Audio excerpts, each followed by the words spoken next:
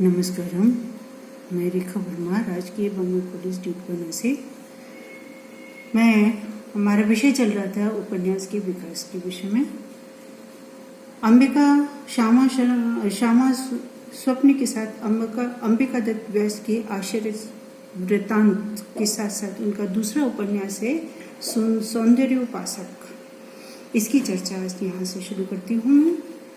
सौंदर्योपासक इस काला विधि में लिखा गया अकेला उपन्यास है। इसकी सौंदर्योपासना में विवाह की समस्या नहीं है, बल्कि उस चित्तवृत्ति की समस्या है जिसे प्रेम कहते हैं। इसके फलस्वरूप उसकी प्रिया और पत्नी दोनों का अवसान हो जाता है और प्रेमजन वेदना को ढोने के लिए वे अकेला शेष बचता है। विरहानुभूति की तीव्रता के कारण इसमें श्यामा स्वप्न की अलंकृति नहीं मिलती है। सन 1891 में चंद्रकांता के प्रकाशन के साथ देवकी नंदन खत्री तिलिस्म का जो करिश्मा लेकर आई, उसे हिंदी उपन्यास के क्षेत्र में धूम मच गई। बहुत से लोगों ने चंद्रकांता पढ़ने के लिए ही हिंदी सीखी। खत्री जी ने अपने समय के अर्धशिक्षित जनमानस को पहचाना और उसके मनोरंजन के लिए उपन्यास लिखे। उपदेश से परिशुद्ध मनोरंजन की चमत्कारपूर्ण सामग्री का पाठकों ने अपूर्व स्वागत किया।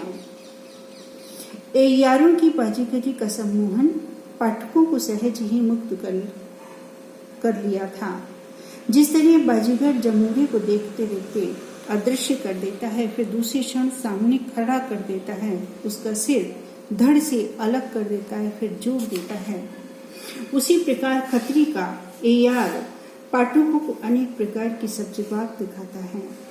कभी वह तहखाने में बंद एयारों का दर्शन करता है, कभी गहरे कांतारों, नदी नालों, खोहों, पहाड़ों की सैर करता है।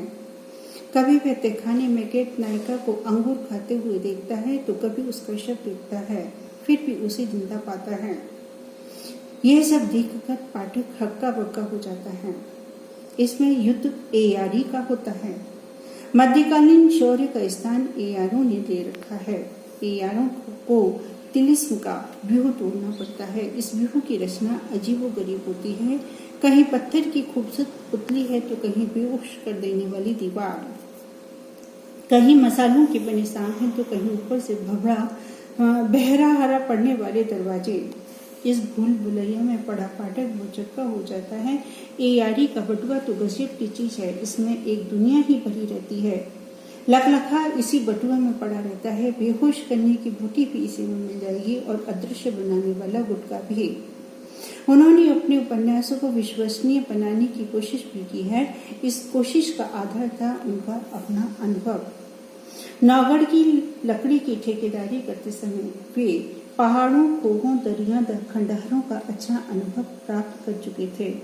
इस अनुभव के आधार पर ही अपने वर्णनों को वे किंचित विश्वसनीय बना सके हैं। मध्यकाल में सुंदरियों को प्राप्त करने के लिए राजपूतों में पारस्परिक युद्ध हुआ करता था।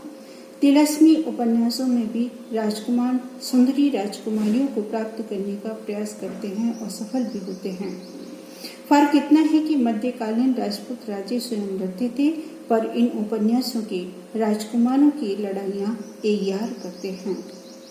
एयार वीर, उदार, स्वामी भक्त और नैतिक आचरणों से युक्त होते हैं।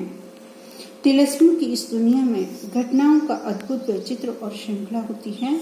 इनमें चरित्र नहीं, व्यक्ति होते हैं जिन्हें कोई भी नाम दिया जा सकता है। इसलिए एक पात्र को दूसरे पात्र से अलगाना कठिन है। इनमें जो भी क्रियाकलाप घटित होते हैं, वे जीवन की वास्तविकताओं से अछूते और काल्पनिक होते हैं। घटनाओं के दूर तक फैले जटाजूट को समेट लेना भी बाजीगरी से कम नहीं है। इन तिलिस्मी उपन्यासों का अपना महत्व चाहे जो हो, पर हिंदी उपन्यासों की परंपरा में ना तो इनसे कुछ जुड़ता है और ना कुछ घटता है। दुर्गा प्रसाद खत्री तथा अन्य कई लोगों ने इस परंपरा को आगे बढ़ाने का प्रयास किया, किंतु ऐसा जादू या कहें प्रभाव जनता के ऊपर नहीं पड़ा। खत्री के उपन्यासों की लोकप्रियता देखकर गोपालराम गहमरी ने नए किस्म के उपन्यास जैसे जासूसी उपन्यास लेकर हिंदी के क्षेत्र में अवतरित हुए। यद्यपि जासूसी उपन्यासों में तिलस्मी उपन्यासों की तरह बेपर उड़ने की गुंजाइश नहीं है, फिर भी इन्हें तिलस्मी एयारी से सर्वथा अलग नहीं किया जा सकता। उन्होंने बंगला उपन्यास हीरार मूल शेखर धूली का हिंदी अनुवाद किया। इसे हिंदी के पाठकों ने काफी पसंद किया। फिर तो उन्होंने लगभग 200 उपन्यास लिखे और अनुदित किए। अपने उपन्यासों के प्रकाशन के लिए उन्होंने एक पत्र जासूस सन 1900 निकाला, जो 30 वर्षों तक प्रकाशित होता रहा।